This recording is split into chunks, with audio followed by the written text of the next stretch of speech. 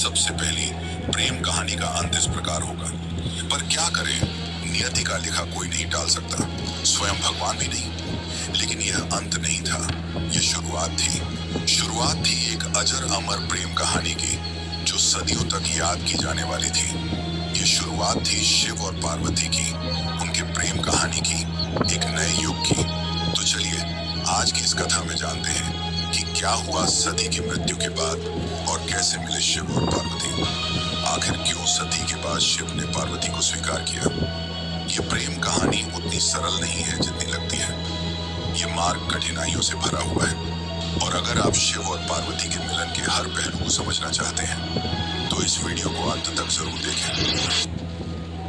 आज शिव सती के शरीर को उठाकर अपने विरह में पूरे ब्रह्मांड में भटक रहे थे, जिससे पृथ्वी का संतुलन बिगड़ने लगा।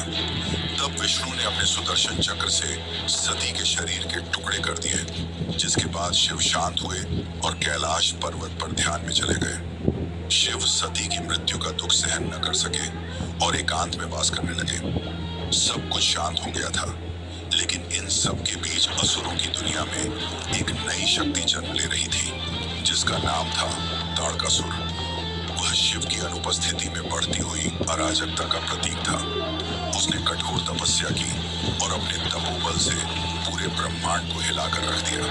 अंततः उसकी तपस्या से प्रसन्न होकर ब्रह्मा जी प्रकट हुए। ब्रह्मा जी ने कहा, मांगो पुत्र, क्या वर चाहते हो। तब ताड़कासुर ने कहा, हे ब्रह्मदेव, मुझे ऐसा वरदान दीजिए कि मेरी मृत्यु केवल शिव जी के पुत्र के हाथों ही हो। ब्रह्मा जी ने कहा, तथास्तु।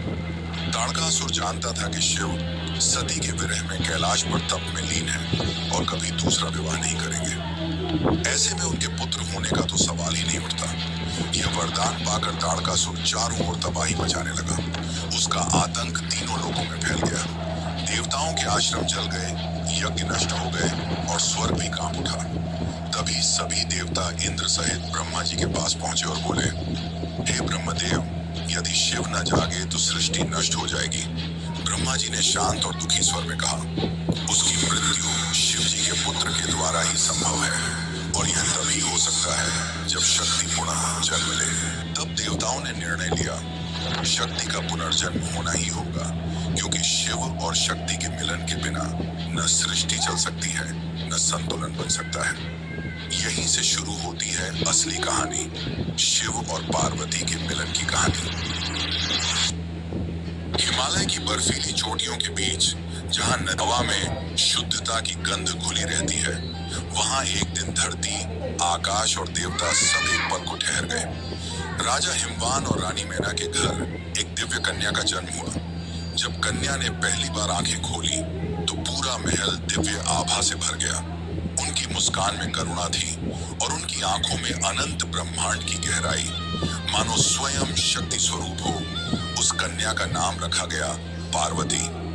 समय के साथ वह कन्या बड़ी होने लगी। उसे बचपन से ही प्रकृति से गहरा लगाव था, फूलों से, जल से, पशु पक्षियों से और उस नीलकंठ देव से, जिनकी कहानियां अक्सर साधु संत गुनगुनाते थे। महादेव का वर्णन करता तब छोटी पार्वती की आंखें चमक उठती। उन्हें न जाने क्यों शिव की हर बात पर अपनापन महसूस होता था, जैसे आत्मा किसी अधूरे गीत को याद कर रही हो। वह घंटों तक हिमालय की गुफाओं में जाकर ध्यान मग्न हो जाती। कभी मिट्टी से शिवलिंग बनाती तो कभी फूलों से उनका श्रृंगार करती। उनके हृदय में बिना किसी सिखाए शिव के प्रति एक अटूट भक्ति जाग चुकी थी। जब पार्वती केवल 4 वर्ष की थी, तब महान नारद मुनि उनके परिवार से मिलने आए। अपनी प्यारी बेटी का भविष्य जानने के लिए उत्सुक हिमावन ने नारद मुनि से पार्वती की हथेली पढ़ने और यह बताने का अनुरोध किया कि नियति ने उसके लिए क्या रखा है। नारद ने जो खुलासा किया वह विस्मयकारी और परेशान करने वाला दोनों था। उन्होंने भविष्यवाणी की थी कि पार्वती एक आदर्श महिला बनेंगी, लोगों द्वारा पूजी जाएंगी तथा अनुग्रह और सद्गुण के प्रतीक के रूप में पूजी जाएंगी। हालांकि एक अशुभ भविष्यवाणी थी जिसने हिमावन को बहुत परेशान कर दिया। पार्वती का भावी पति कोई ऐसा व्यक्ति होगा जो परित्यक्त स्थानों पर रहता होगा, अजीब आभूषणों और चिथड़ों में लिपटा होगा। वह शाही कपड़ों से सुशोभित नहीं होगा और उसकी उपस्थिति ही दुनिया दुनिया के लिए पहचानने योग्य नहीं होगी। ये सुनकर रानी मीना का चेहरा फीका पड़ गया। क्या मेरी बेटी उस त्यागी से विवाह करेगी? नारद मुस्कुराए। माता, आप उन्हें त्यागी कहती हैं, पर वे ही सृष्टि के अधिपति हैं। यह मिलन केवल विवाह नहीं होगा, यह ब्रह्मांड के संतुलन का पुनर्जन्म होगा। उस दिन से पार्वती के जीवन का लक्ष्य स्पष्ट हो गया। वह जानती थी कि उनका जन्म ही शिव को पाने के लिए हुआ है। न बाल्यावस्था की इच्छाएं, न राजसी सुख, बस एक संकल्प था उनके मन में कि वह उस एक आत्मा को फिर से पाएंगी जिससे उनका संबंध जन्मों से जुड़ा है। समय बीतता गया और छोटी पार्वती अब युवावस्था में प्रवेश कर चुकी थी। उनके चेहरे पर वही शांत आभा थी जो सती के समय थी, वही निश्चल दृष्टि, वही करुणा और वही अनकहा विरह। बचपन से ही उन्होंने अपने हृदय में शिव को महसूस किया था, पर अब वह भावना एक दृढ़ संकल्प बन चुकी थी। जब उन्होंने नारद मुनि की भविष्यवाणी सुनी कि उनका भाग्य स्वयं महादेव से जुड़ा है, तो उन्होंने तय कर लिया कि यदि उनका जीवन किसी उद्देश्य के लिए बना है तो वह केवल शिव की प्राप्ति है। एक दिन पार्वती ने अपने पिता हिमवान से कहा, पिताश्री, मुझे अब राजमहल में नहीं रहना, मुझे उस मार्ग पर चलना है जहां से मैं अपने प्रभु को पा सकूं। हिमवान ने आश्चर्य से पूछा, बेटी, क्या तू उस मार्ग की कठिनाइयों को जानती है? वह मार्ग फूलों से नहीं, अग्नि से भरा है। पार्वती मुस्कुराई और बोली, पिताश्री, प्रेम जब सच्चा हो तो अग्नि भी दीपक बन जाती। और इसी दृढ़ निश्चय के साथ पार्वती ने अपना महल, वैभव और परिवार सब कुछ त्याग दिया। वह हिमालय की शीतल हवाओं को पीछे छोड़कर दक्षिण दिशा की ओर चल पड़ी, जहां साधु संतों ने उसे बताया था कि श्रृंगी तीर्थ वह स्थान है जहां तप करने से देवता भी प्रकट होते हैं।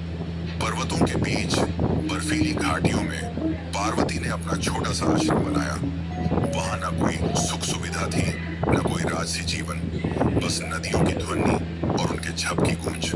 शुरुआत में उन्होंने फल और जल से अपना जीवन चलाया, पर धीरे धीरे उन्होंने हर भौतिक आवश्यकता का त्याग करना प्रारंभ किया। अब वे केवल पत्तों पर निर्भर रहने लगी।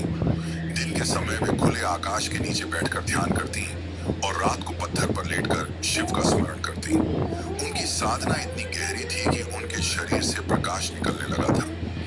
ऋषि मुनि जो उन्हें देखने आते कहते कि उनकी तपस्या किसी साधारण मानव की नहीं हो सकती। वर्ष बीतते गए, अब उनका जीवन केवल प्राणवायु पर निर्भर था। ऐसा लगता था मानो स्वयं प्रकृति उनकी साधना में लीन हो गई हो। उनकी आंखें बंद थीं, पर उनके मन में केवल एक नाम था, महादेव। जब पार्वती ने अपनी तपस्या जारी रखी तो दुनिया ताड़कासुर नामक एक भयंकर राक्षस के आतंक से त्रस्त हो गई। उसे हराने के लिए बेताब दिव्य देवताओं ने ब्रह्मा से सलाह मांगी। ब्रह्मा ने उन्हें बताया कि केवल भगवान शिव और पार्वती का पुत्र ही राक्षस को परास्त कर सकता है, लेकिन गहन ध्यान में डूबे शिव जी तक पहुंचना असंभव था। तभी दिव्य देवताओं ने भगवान शिव को उनकी समाधि से जगाने के लिए प्रेम के देवता कामदेव को नियुक्त करने का निर्णय लिया। कामदेव ने अपनी इच्छा के तीरों से सुगंधित फूलों और मधुर संगीत के साथ आकर्षण का माहौल बनाकर भगवान शिव के ध्यान को बाधित करने का प्रयास किया। अपने सर्वोत्तम प्रयासों के बावजूद शिव जी अप्रभावित रहे तथा गहन ध्यान की अवस्था में लीन रहे। निराश होकर कामदेव ने शिव जी पर सीधे तीर चलाने का चरम कदम उठाया, जिससे वह अपनी समाधि से जाग गए। कई वर्षों में पहली बार भगवान शिव ने अपनी आंखें खोली और जैसे ही उन्हें घुसपैठ का एहसास हुआ, उन्होंने उग्र ऊर्जा की चमक में अपनी तीसरी आंख खोली और कामदेव को नष्ट कर दिया। उसी क्षण कामदेव की पत्नी रति भगवान शिव के चरणों में गिर पड़ी और अपने पति के जीवन की भीख मांगने लगी। शिव जी हालांकि कठोर थे, नरम पड़ गए और कामदेव को एक वरदान दिया, वह जीवित रहेंगे लेकिन बिना शरीर के। तब से कामदेव निराकार अस्तित्व में है। इन सब के बाद ब्रह्मा, विष्णु और सभी देव कैलाश पहुंचे। ब्रह्मा ने शिव जी से शांत स्वर में कहा, हे महादेव, शक्ति फिर से जन्म ले चुकी है। वही शक्ति जो आपको समर्पित है, वह तप में लीन है और उसका संकल्प पूरे ब्रह्मांड को जला सकता है। केवल आपका स्नेह ही उसकी अग्नि को शांति दे सकता है। शिव ने कुछ पल मौन रहकर उत्तर नहीं दिया, पर उनके भीतर कुछ हिल चुका था। हजारों वर्षों की समाधि में पहली बार उन्होंने अपने हृदय में उस कंपन को महसूस किया, वही जो कभी सती के नाम से गूंजता था, अब समय आ गया था शिव और पार्वती के मिलन का, पर यह इतना भी आसान नहीं था। अब पार्वती को अपना प्रेम साबित करना था। तो चलिए अब जानते हैं कि क्या हुआ जब शिव जी उनके सामने गए और कुछ ऐसा पूछा जिसने पार्वती को भी चकित कर दिया। लेकिन उससे पहले हजारों वर्षों की समाधि में पहली बार उन्होंने अपने हृदय में उस कंपन को महसूस किया, वही जो कभी सती के नाम से गूंजता था। अब समय आ गया था शिव और पार्वती के मिलन का, पर यह इतना भी आसान नहीं था। अब पार्वती को अपना प्रेम साबित करना था। तो चलिए अब जानते हैं कि क्या हुआ जब शिव जी उनके सामने गए और कुछ ऐसा पूछा जिसने पार्वती को भी चकित कर दिया। लेकिन उससे पहले अगर आपको वीडियो अच्छी लग रही है तो इसे लाइक करके कमेंट में हर हर महादेव जरूर लिखें। श्रृंगी तीर्थ की गहरी घाटियों में जहां पार्वती अब भी तप में लीन थी, शिव अब जाग चुके थे। पर क्या वे पार्वती को तुरंत स्वीकार करेंगे?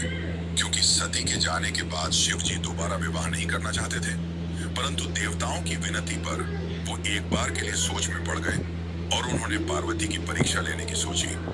वो एक साधु के रूप में पार्वती के सामने पधारे। पार्वती ध्यान में लीन थी, तभी उनके सामने वह साधु पधारे और कहा, माँ कुछ भिक्षा मिलेगी? पार्वती ने अपनी आंखें खोली और करुणा भरी स्वर में कहा, मुनिवर, जो भी मेरे पास है वह आपका ही है। साधु ने मुस्कुराते हुए कहा, सुना है तुम तप कर रही हो किसी औघड़ योगी के लिए। पार्वती ने शांत स्वर में उत्तर दिया, हाँ वही मेरे आराध्य है, वही मेरे जीवन का उद्देश्य। साधु हंस पड़े और कहा, अरे कन्या, तुम इतनी सुंदर, इतनी शालीन और उस योगी के लिए तप कर रही हो जो श्मशान में रहता है, जो भस्म रमाता है, जो सांपों को गले में डालता है, जो धन, वैभव और सुख से दूर भागता है। वह तुम्हारे योग्य नहीं। तुम किसी राजकुमार के योग्य हो, किसी देव के योग्य हो, न कि उस त्यागी के। क्षण भर को वायु थम गई। पार्वती की आंखें बंद थीं, पर चेहरा दृढ़ हो गया। उन्होंने धीरे से उत्तर दिया, मुनिवर, आप उस औघड़ को नहीं जाना। वही मृत्यु से परे है, वही सृष्टि का आरंभ है। वह भस्म रमाता है क्योंकि वह अहंकार को जलाकर शुद्ध करता है। वह श्मशान में रहता है क्योंकि उसे जीवन और मृत्यु का भय नहीं। वही योगी, वही त्यागी मेरा सर्वस्व है। संसार उसे त्यागा हुआ कहता है, पर मैं उसे सृष्टि का धड़कता हृदय मानती हूँ। मुनिवर हंस पड़े और कहा कि अगर उसने तुम्हें स्वीकार नहीं किया तो? पार्वती की आंखों से करुणा बह निकली, पर स्वर पहले से भी स्थिर था और पार्वती ने शांत स्वर में कहा कि प्रेम में स्वीकृति या अस्वीकृति नहीं होती, केवल समर्पण होता है। मैं उन्हें पाने के लिए नहीं, उन्हें महसूस करने के लिए जन्मी हूँ। यदि मेरा प्रेम सच्चा है तो उन्हें जागना ही होगा, क्योंकि शिव भी बिना शक्ति के अधूरे हैं। साधु उनकी यह बातें सुनकर मौन रह गया और उन्हें एहसास हुआ कि यही सती का पुनर्जन्म है। जिसके बाद वे अपने असली रूप में आए और मुस्कुराते हुए कहा, देवी, तुम्हारा प्रेम और भक्ति असली है। तुमने मुझे पाने की नहीं, समझने की साधना की है। मैं तुम्हें अपनी अर्धांगिनी के रूप में स्वीकार करता हूँ। पार्वती की आंखों में आंसू थे और चेहरे पर मुस्कान। उन्होंने हाथ जोड़कर शिव जी को प्रणाम किया। हजारों सालों बाद आज फिर वह पल आया था जब ब्रह्मांड शिव के प्रेम का साक्षी बन रहा था। लेकिन अब भी इस कहानी का आखिरी पड़ाव बाकी है और वो है शिव और पार्वती का विवाह। श्रृंगी तीर्थ की वह कथा अब पूरे ब्रह्मांड में फैल चुकी थी। हर लोक में यह चर्चा थी कि हिमवान की पुत्री पार्वती ने अपने तप से स्वयं महादेव को प्रसन्न कर लिया है। देवता प्रसन्न थे और दिशाएं भी गूंज उठी थी कि शक्ति फिर से शिव के पास लौट आई है। जब यह समाचार हिमालय पहुंचा तो वहां उत्सव जैसा माहौल था, पर इस आनंद के बीच एक चेहरा चिंतित था, राजा हिमावन का। रानी मैना बोली, स्वामी, हमारी बेटी को वह प्राप्त हुआ जिसे पाने के लिए वह कई वर्षों से तप कर रही थी, तो अब तो सब कुछ शुभ ही होगा। हिमावन ने गहरी सांस ली। उनकी आंखों में चिंता थी। मैना, मैं प्रसन्न हूँ, पर मन में एक भय भी है। जिस महादेव को सृष्टि विनाशक कहती है, जो भस्म रमाते हैं, जो श्मशान में रहते हैं, क्या वे हमारी कोमल कन्या के योग्य होंगे? क्या वह गृहस्थ जीवन निभा पाएंगे? हवा में मौन छा गया। हिमालय की बर्फीली चोटियां भी मानो उनकी चिंता को सुन रही थी। वे पिता थे और पिता का हृदय प्रेम प्रेम से भरा होता है, पर उसमें डर भी होता है। उसी समय महल में एक तेजस्वी ऋषि का आगमन हुआ, ऋषि वशिष्ठ। उनके साथ कुछ देवगण भी थे, ब्रह्मा, विष्णु और कुबेर। पूरा महल उनकी आभा से आलोकित हो उठा। हिमावन ने चरणों में प्रणाम किया। स्वागत है महर्षि, किस कारण आप पधारे हैं? वशिष्ठ ने मुस्कुराते हुए कहा, राजन, हमें पता चला है कि आप अपनी पुत्री के विवाह को लेकर चिंतित हैं, पर जान लीजिए, यह कोई सामान्य विवाह नहीं, यह ब्रह्मांडीय संयोग है। यह मिलन केवल दो आत्माओं का नहीं, बल्कि सृष्टि के दो मूल तत्वों का संगम है, शिव और शक्ति का पुनर्मिलन। हिमावन ने धीमे स्वर में कहा, महर्षि, मैं जानता हूं कि महादेव सृष्टि के स्वामी हैं, पर उनका जीवन तपस्या में बीतता है। क्या ऐसी विरक्ति मेरी पुत्री के लिए उपयुक्त होंगे? ब्रह्मा ने आगे बढ़कर कहा, राजन, शिव का त्याग ही उनकी महिमा है। जो सब कुछ छोड़कर भी सबका रक्षक है, वही सच्चा स्वामी है। वह भस्म नहीं रमाते, वह मोह को जलाते हैं। वे श्मशान में नहीं रहते, वे मृत्यु पर विजय का प्रतीक है। तुम अपनी चिंता छोड़ो, क्योंकि यह विवाह स्वयं नियति ने लिखा है। विष्णु ने मुस्कुराते हुए कहा, राजा हिमावन, याद रखो, जब शिव और शक्ति एक होते हैं, तभी ब्रह्मांड संतुलित होता है। उनके मिलन से ही तारकासुर का अंत संभव होगा और सृष्टि पुनः अपने मार्ग पर लौटेगी। कुबेर ने आगे कहा, और यदि तुम्हें चिंता है कि तुम्हारी पुत्री किसी निर्धन से विवाह कर रही है, तो जान लो, शिव ही मेरे स्वामी हैं, जिनके नाम से संपत्ति का अर्थ भी पवित्र हो जाता है। वे त्याग में भी संपूर्ण हैं और तप में भी राजसी। जब वे चाहें तो समस्त ब्रह्मांड उनके चरणों में रख सकता हूँ। राजा हिमावन मौन खड़े रहे। उनकी आंखों में अब भय नहीं, श्रद्धा थी। उन्होंने धीरे से कहा, तो यह निश्चय है, यह विवाह केवल मेरी पुत्री का नहीं, सृष्टि की स्थिरता का है। वशिष्ठ ने सिर झुकाकर कहा, बिल्कुल, और इस विवाह का शुभ मुहूर्त भी तय हो चुका है। जिस दिन रोहिणी नक्षत्र और बुध एक साथ मिलेंगे, उसी दिन यह ब्रह्मांडीय युगल एक होगा। उस दिन को देवता भी पावन मानेंगे और वही दिन महाविवाह के रूप में सृष्टि में अंकित रहेगा। अब चालू होने वाला है शिव और पार्वती का विवाह, पर उससे पहले शिव जी अपनी बारात लेकर आएंगे, और उनकी बारात को देखकर जो हुआ, उसे जानकर आप भी चौंक जाएंगे। तो चलिए अब जानते हैं आगे की कथा।